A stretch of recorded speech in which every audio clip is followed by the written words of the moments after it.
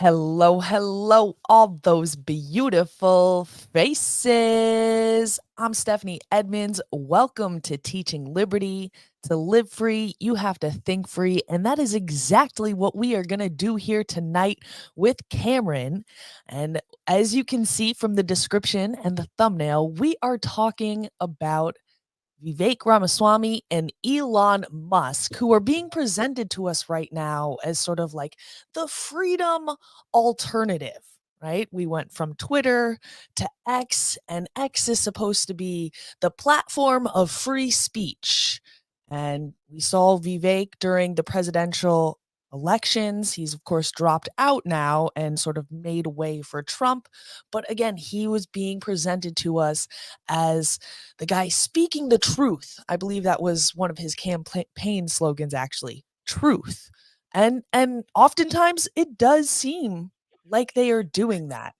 However, being the always skeptical person I am of people who are in positions of power and authority, I'm not quite so sure. And from our conversations on Twitter, you have your takes as well, Cameron. So welcome to the show and go ahead, introduce yourself and give us your big picture hot take of these two men. Oh, thanks, Stephanie. It's good to be with you here. Yeah, like you were saying, we kind of encountered each other on Twitter comments, and uh, I don't know if you can hear my kids Oh yeah, laughing we can super hear loudly it. No, it's in the back. totally forgiven. Seems like we're having some um, time there. but yeah, so we encountered each other on the Twitter comments, and you were talking about Vivek uh, Ramaswamy, and I'll just introduce myself. I'm excuse me.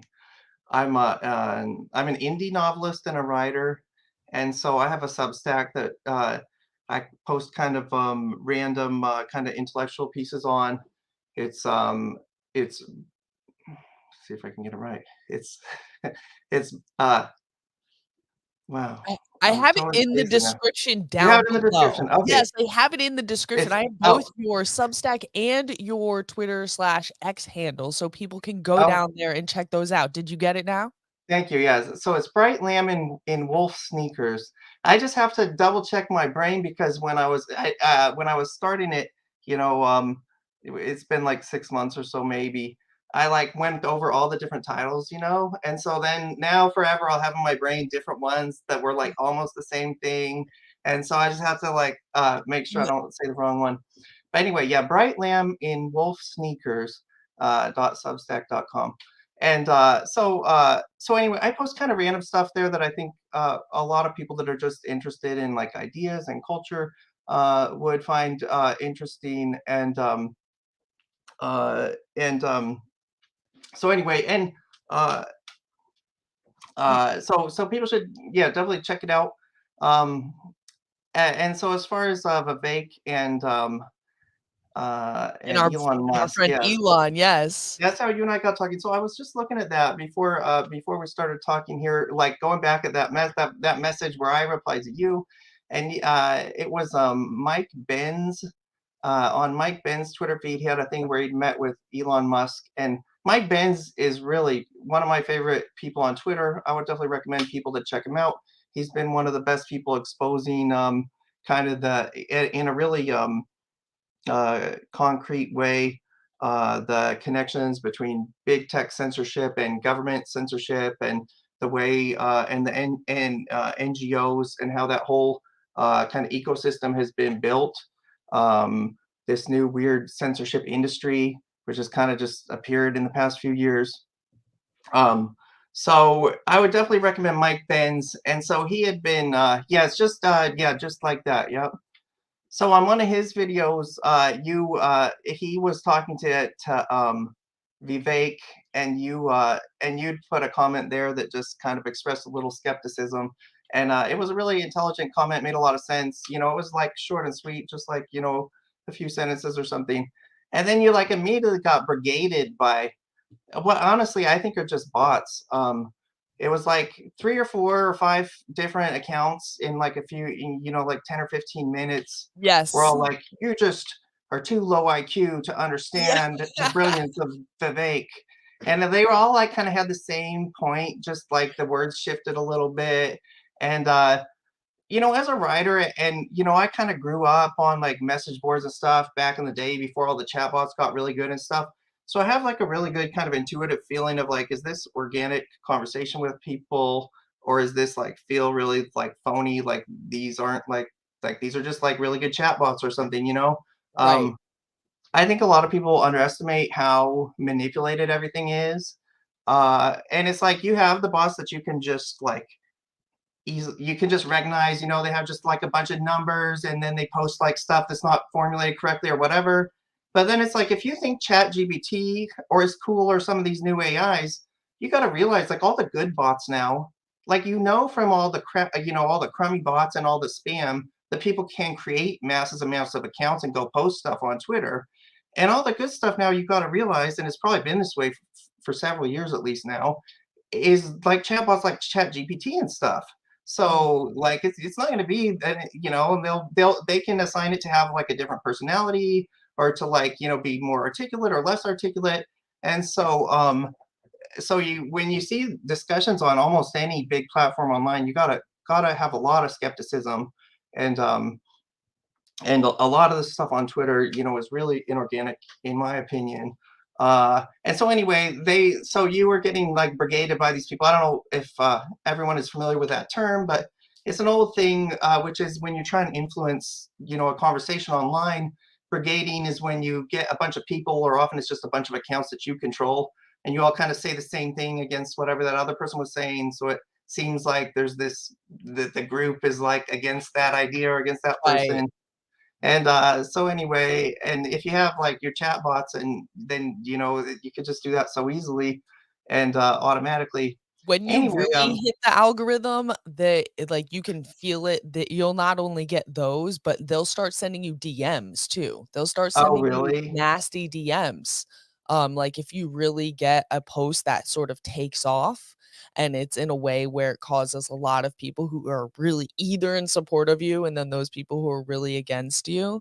Yeah, is that I found that these messages seem that like they're just sort of automatically being generated. They're super nasty, a lot of them, but the way that the algorithm functions, it definitely feels inorganic, but if you're not thinking in that way and you're being just a, well-intentioned person going out into the world, it can definitely feel that way, and so it creates this intersection, right, between, uh, in this case, we had Vivek, who I was commenting on, but then, of course, Elon Musk is the owner of X, right, formerly Twitter, which there's mountains of evidence at this point in time that the government had its hand, pretty heavy hand, in censoring, and then more generally, I would say the political left, which dominates our institutions, both sort of like the nonprofit and government side of things, as well as the oh, my thing just froze, as well as the technology, but you can still hear me. So why don't you just pick it up from there? Yeah, absolutely. Well, it's funny because continuing the last thought for a minute. Um, I was looking at that today, and after I'd had that so I posted a long thing that was like, "Hey, I agree with you, and these are a whole bunch of things about Vivek that I noticed, and posted some links and stuff." Um, but I noticed that since then, I hadn't gone back and looked at that. There was a whole bunch of more replies to you, and a bunch of them seemed like more bot replies, and there was another wave where they like took a different angle to try and criticize you, but it was all like pretty kind of superficial, and felt really bot like. So anyway, I was surprised. I was like, wow, they like kept on going at it.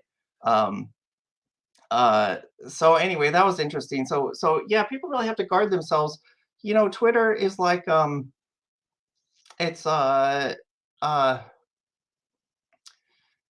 it's one of those things. Like I kind of has I like, I feel like if you're kind of in the alternative kind of red pilled headspace, and in that conversation, you you want to kind of be careful about too much like friendly fire, because it's like we have enough, you have enough people that are really going at your throat and going at like humanity's Mm, throat. And it's like, if you got some people, there's a degree of like you don't want to get too much into like the purity tests and like, hey, this person's pretty right. good, but Well, you know what? They're not perfect, and I'm gonna go for them. And it's like, there's like a lot better targets to save your ammunition for. I kind of feel like it's uh, one of those situations where it's like it's not if you're not with us, you're against us. It's one of those if you're not against us, then you're kind of for the same thing we're doing because the ones that are against us are really working at it. Um, Yeah, I'm a libertarian. Well, I guess like I'm not technically in the libertarian party, but as someone who often runs in libertarian circles, I can certainly understand such arguments. Like there's like a meme where it's like, um, you know, I hate all these people who are there, and then it's like, who's these other people there? Like libertarian with a slightly different perspective. right. Yeah. So there certainly get to be these little purity tests that people get into, especially when it comes to being president, whether their guy is Vivek or their guy is Trump or their guy is Biden or whoever their guy is. So I guess that brings me Well, back to like the question is this a constructive conversation, or is it more by design to seem like we're having some sort of conversation, to seem like we're, choosing the guys who are of freedom and of truth, right? Vivek had his campaign slogan was just truth. And Elon Musk has really built this brand over the past couple years of being the anti-woke freedom guy, right? So are they really the anti-woke freedom people, or are they sort of creating this narrative, and is it sort of like new Twitter's the same as the old Twitter, we just have a new veneer for our headman?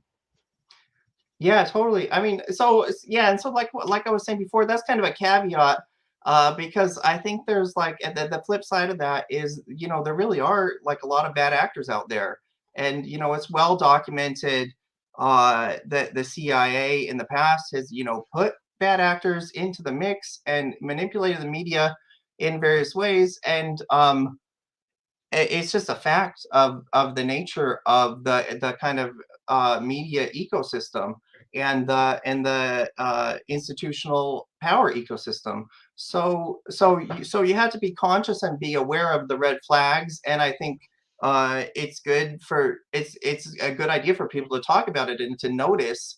And it's not, you're not doing something wrong for noticing things that are weird or that don't make sense. Um, at the same time, if they're basically doing work for like the message you're trying to get out or whatever, you don't want to spend too much of your energy, going after them when you could go after people that are actually, really directly trying to do the opposite of whatever your point of view is, or what or they have a message that's really a direct contradiction. So anyway, if they are, so some of that is like, if they are really bad actors, well, save your ammo, when it's like you don't want to mess up your enemy while they're making a mistake. They can still Okay, do a lot of work yeah. for your side. But at the same time, if you see those red flags, you want to be careful how much trust and how much power, you're willing to put in these people with a lot of red flags. And with both Vivek and Elon Musk, I mean, I think there's tons of red flags, and I think Vivek, honestly, at a gut level, I don't worry that much about him because I just at a gut level he just doesn't seem. It's just not, somehow it's like his emotions and what he says aren't congruent. I think is maybe what it is, but at a gut level he just doesn't seem trustworthy. He doesn't seem honest. Like I like what he says, and he's very articulate in what he says, but it just seems like there's some disconnect where I feel like I'm getting jerked around, and that I this person isn't agree. There's completely something that's sincere. Exactly, yes, that I use this word phony. There's something that seems a bit phony about him, for sure.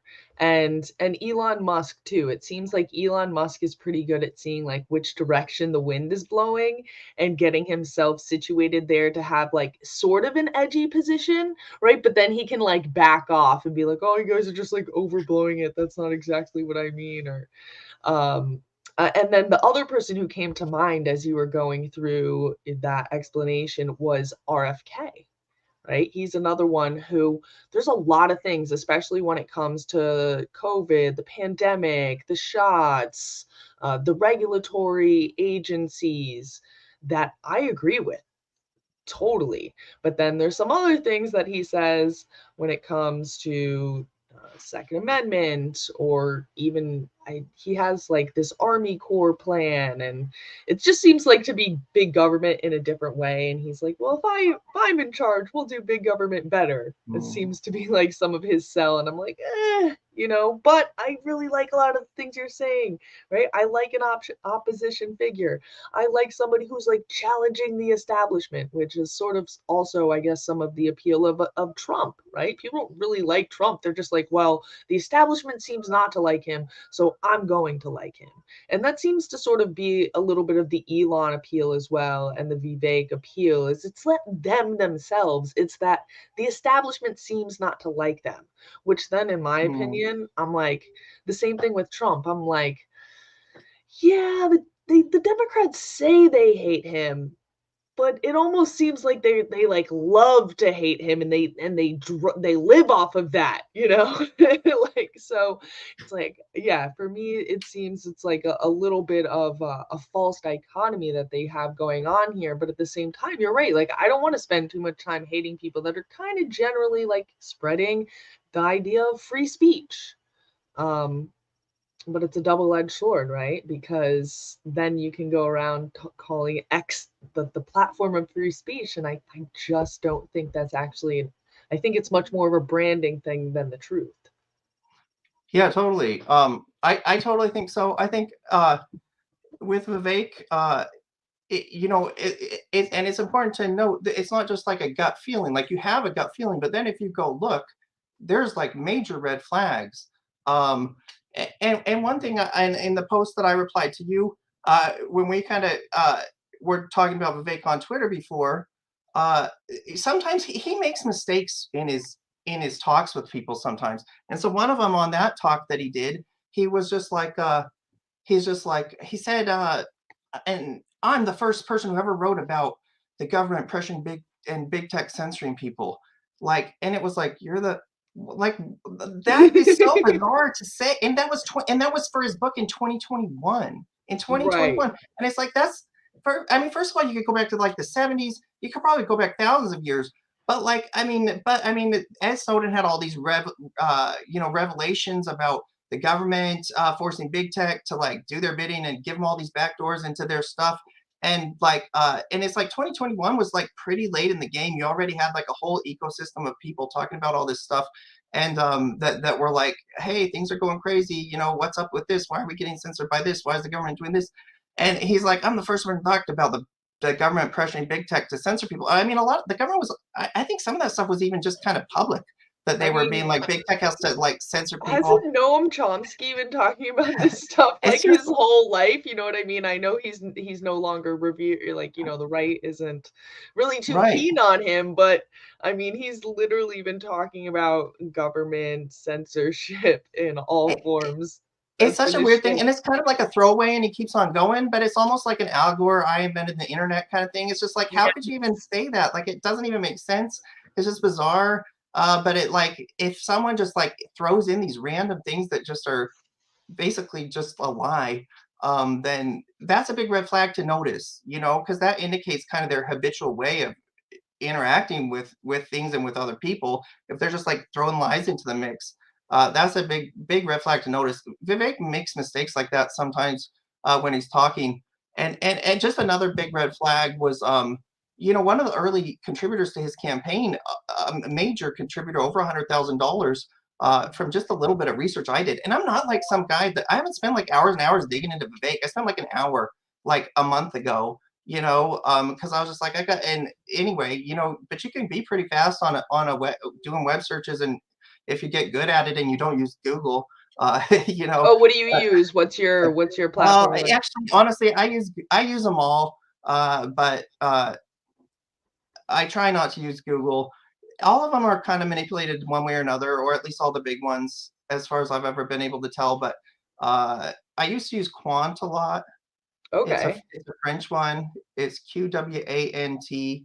Uh, uh, the Brave has a search, and DuckDuckGo is a bit manipulated, but I think they like admitted that they manipulated, but DuckDuckGo, but it's better than Google as far as it's probably less manipulated, and you're not giving Google money if you're going to DuckDuckGo, which I think is good. But Brave Quant, Yandex is the Russian one. Honestly, that one is really good. I Oh, figure you if it's sound like a Putin sympathizer over there. I figure if it's Russian stuff, I wouldn't trust a lot of the information about Russia. Uh, but because that's probably like manipulating what search results you get. But like the stuff, like a lot of stuff that's like not like politically correct, or it's like Oh I yeah, don't know. I totally get it. I think Mhm. and regardless, I think even just like if you can get some sort of cross section, right? I think it's good to sometimes check out Google News because I'm like, all right, what's trending today in the establishment Mm, uh of the US? Like how are they spinning things? So right. I'll have to check some of these search engines out though. To be honest, I haven't been that curious. I like to use social media to do my Hmm. searches. So like I'll search, I find searching on Twitter or X, even YouTube sometimes, but certainly Twitter and to a lesser extent Instagram, you can get really, really good things that the you would never be able to pick up on a Google or a Right. DuckDuckGo. Yeah, I mean, honestly, I would recommend people try Yandex sometimes and see Okay. what result. If it's something you're like, would like international corporate interests or the U.S. government or like BlackRock or Bill Gates, you can personify it in your mind how you want. But like, would these people like not want me to get good search results for this subject, or not want me to know like what's kind of the below the establishment narrative about it? Try searching some of that stuff on Yandex. A lot of times you'll be surprised what different stuff will pop up.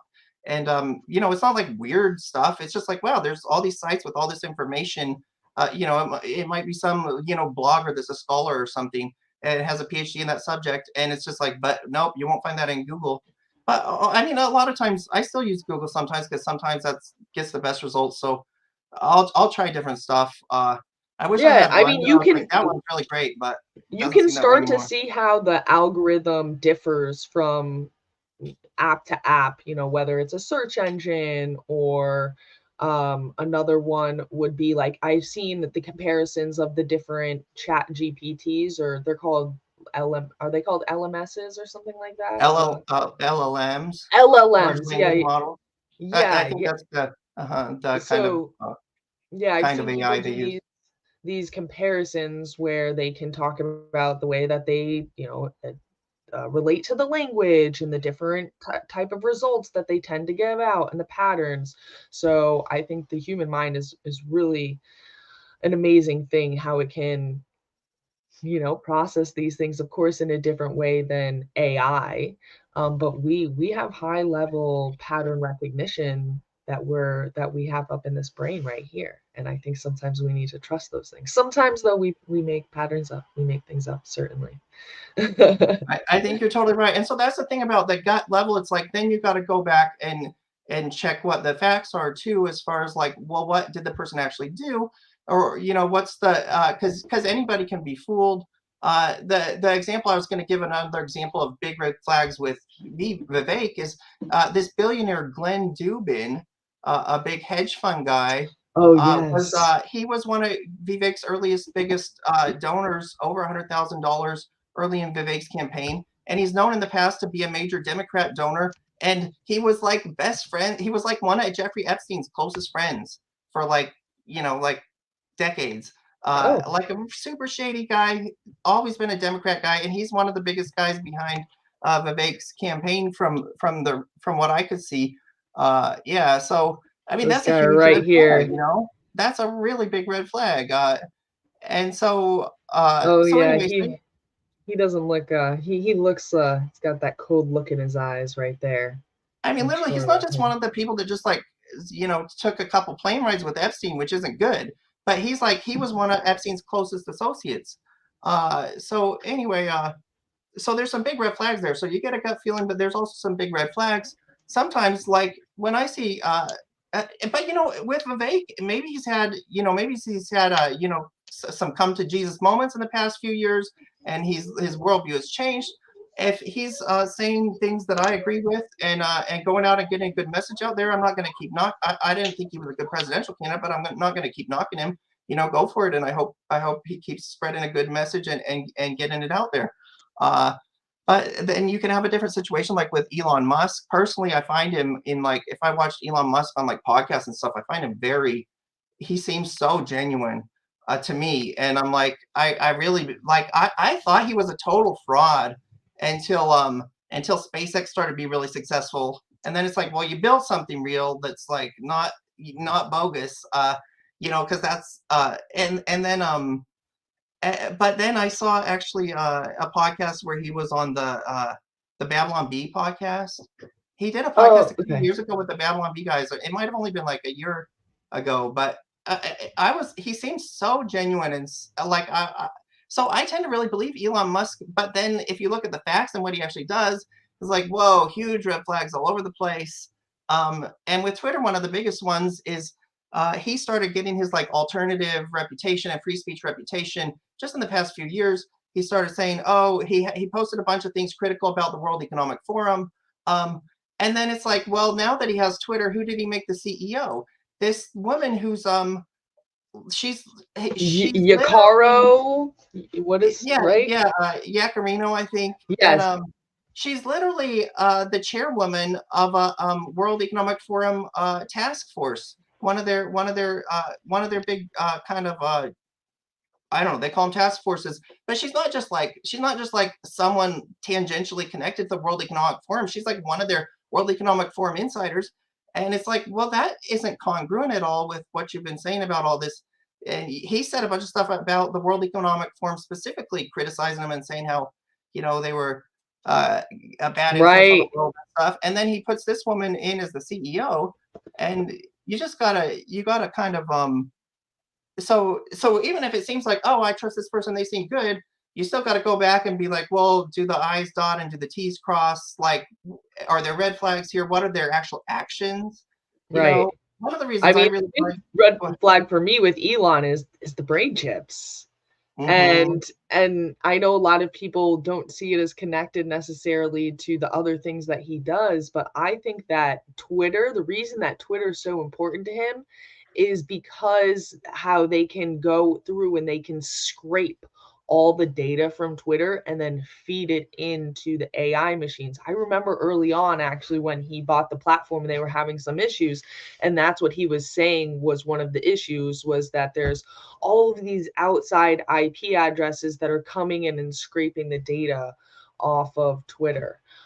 And I do know that there is some relationship between Twitter and the media labs at MIT, where they do a lot of research. And then also there's a lot of research at Stanford on these types of things. So I can't help but wonder if there's some connection between these chips that Elon is making and the ability to gather so much data and information and analyze it off of Twitter and code it, right? And code these different reactions that people have, the negatives and the positives. And anyways, that's sort of my I don't know. Is it a conspiracy theory? Is that what I you think call you're totally those? right.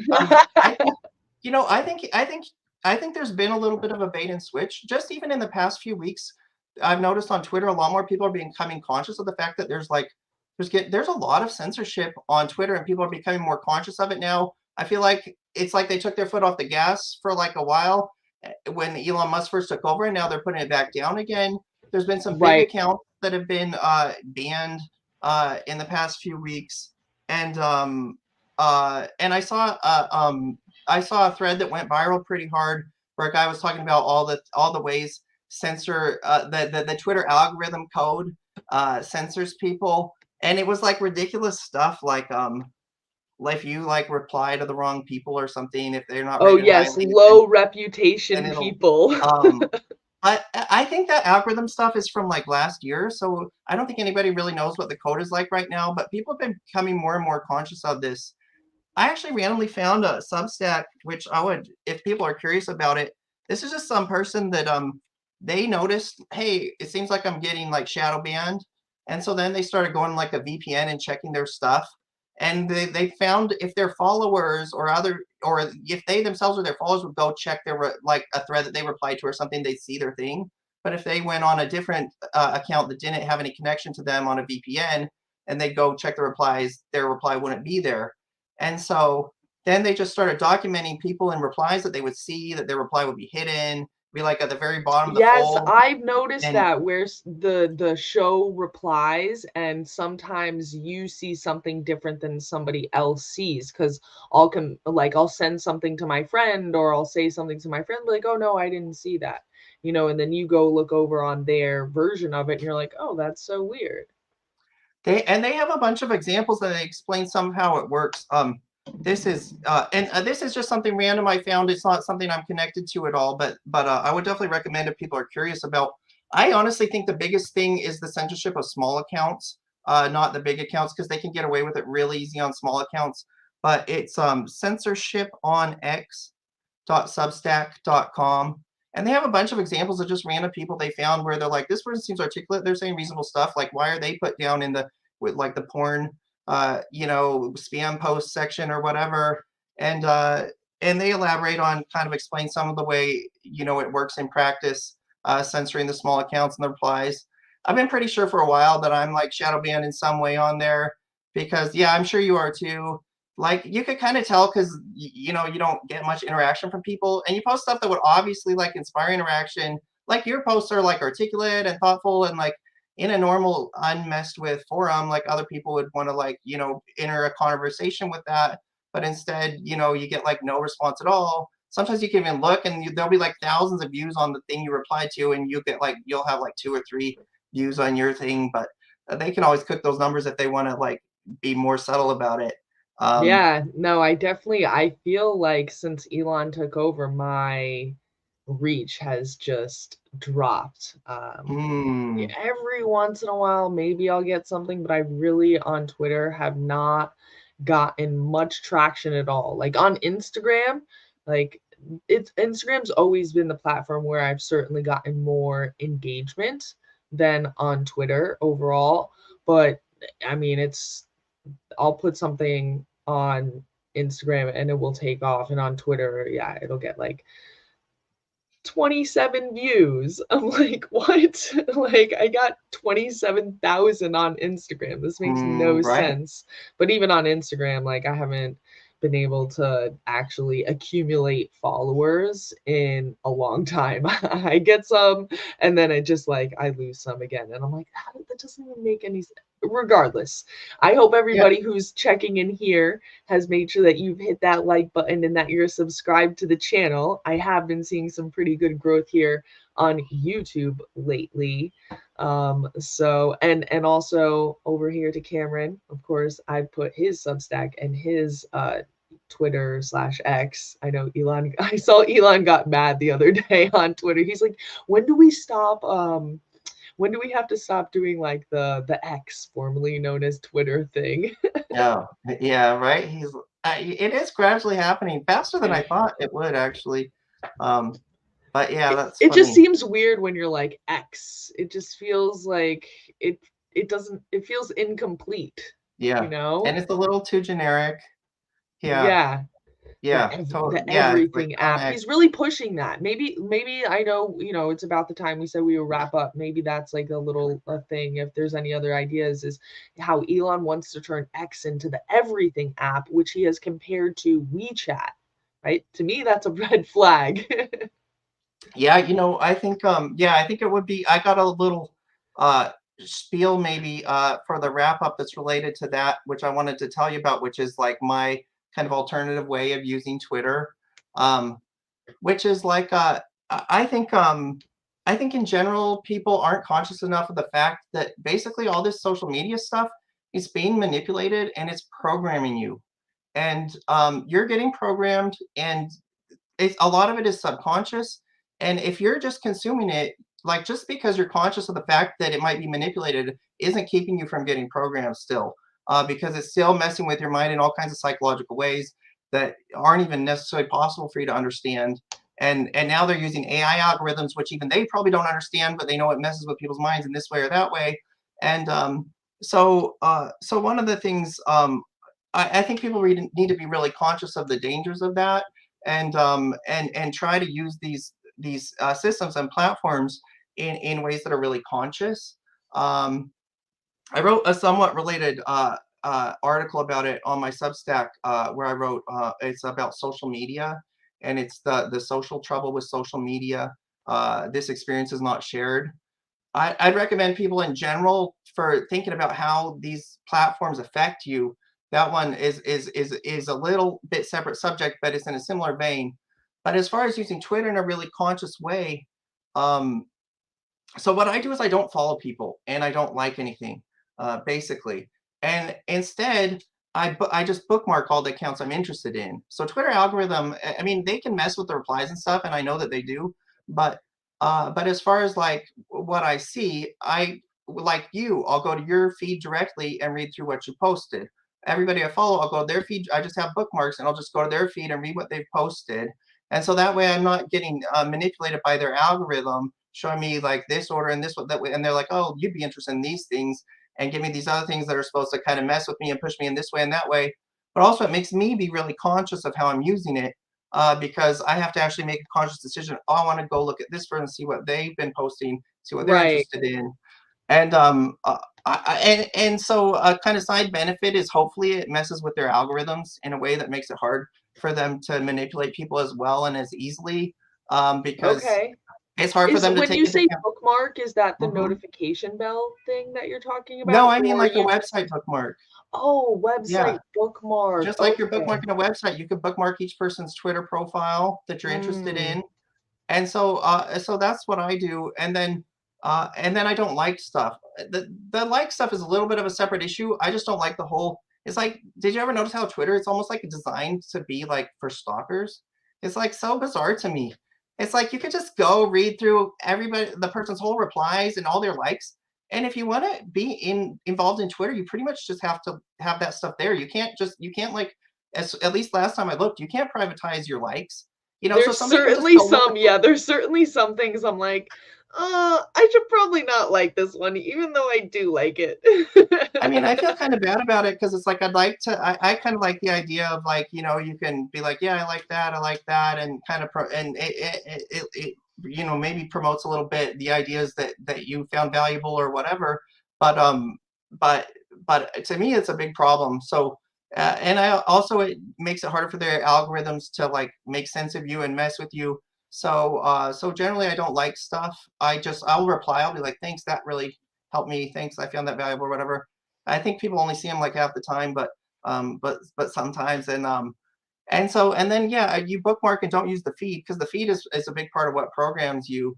Right, Um, because then you're just taking what they serve up to you mhm, rather than being an active person. Yeah, I definitely try to do that with the channels that I watch on a regular basis is I don't rely on the algorithm to tell me about them. I try to make it a habit to check them out. So I like that bookmark method. I use the notification bell method on mhm. Twitter and Instagram. I find them generally reliable. I guess like if you're not updating your feed, like you'll miss things that people post because it won't give you a notification for like yesterday if you were, updating your feed today, sort of like is current. But I do find it more reliable than just relying on, your feed coming up. And then of So you course, just like I find people who you interact with in direct messages and in all the other ways on the app, they're also more likely to consistently get your stuff. So I guess at least, whether it's the strategy that you shared, or maybe some of the things that I shared, I think starting to be a little bit more conscious of it, and either, like, it seems like you sort of pull back, right, and don't give the algorithm much information, or at least just understand every time you give the algorithm information that it's using it to inform what it's then going to be serving you. I try to intentionally seek out people who are on opposite sides of the spectrum. So I put in my feed both the Young Turks and Ben Shapiro, right? And I feel like that both confuses the algorithm and helps give me a little bit more balance to my programming. Right. Right. I bet you're right. Yeah. But I appreciate your perspective, and, sorry for the late start there. But Yeah, I'm no glad that problem. we made this happen, and I really enjoy your content on Twitter. I was just checking out your Substack page as well. Like, I've checked it out before, but I have it up here. People should definitely go and see that. Lots of cool things. The postmodernism and modernism, of course, that's a big topic. Thinking about UFOs. I mean, this is kind of like my kind of thing too. Like, teaching liberty is, we cast a really broad net on a lot of different ideas, whereas, like, I know some people are like really niche down into one topic. So this is certainly my style as well. And yeah, so I encourage people to go check out your Substack, go subscribe to that, go follow you. I know one of the things that was noted on that tweet thread about like interaction was interacting too much with accounts that have low follower counts. And I don't know, that's just like sort of my like I love interacting with everybody, whether they have big or small accounts, and oftentimes you can get the most value from smaller accounts because bigger accounts won't interact with you. Like, they won't actually ever respond to you, or you say something and then just all of a sudden you get this whole influx of bots. Whereas like people who often have smaller follower accounts, like, you can get into the best conversations with them. So I'm going to keep doing it. I'm going to keep bringing on people like you onto my podcast so I can take these really good conversations from that platform into this format, which I thoroughly enjoy. And yeah, I appreciate you coming on here, and keep doing what you're doing. Any last things for the people before we get out of here? No, no. Thank you very much, Stephanie. It's I've been enjoying following what you post on Twitter and stuff too, and popped into a couple of your live streams. So yeah, you keep keeping at it too, and it's been great talking to you. All right, and thanks to everybody out there for checking in. Whether you're on the live stream or watching it back, let us know in those comments down below. What do you think of Elon Musk? What do you think of Vivek Ramaswamy? What do you think of other characters sort of in this like anti-woke, we're speaking the truth. We are the freedom fighters. We have the freedom of speech. Are you buying it? Or are you sort of seeing a lot of red flags in the way that we are, and it just feels like you're being pushed from one group of people to another group of people, and none of them really have maybe what we're looking for? But maybe I'm wrong. Maybe I'm wrong. Let me know in those comments down below. Make sure you like, subscribe, all that good YouTube stuff, or Rumble if you're watching this over there. And until next time, remember, think free, live free, and give all the glory to God.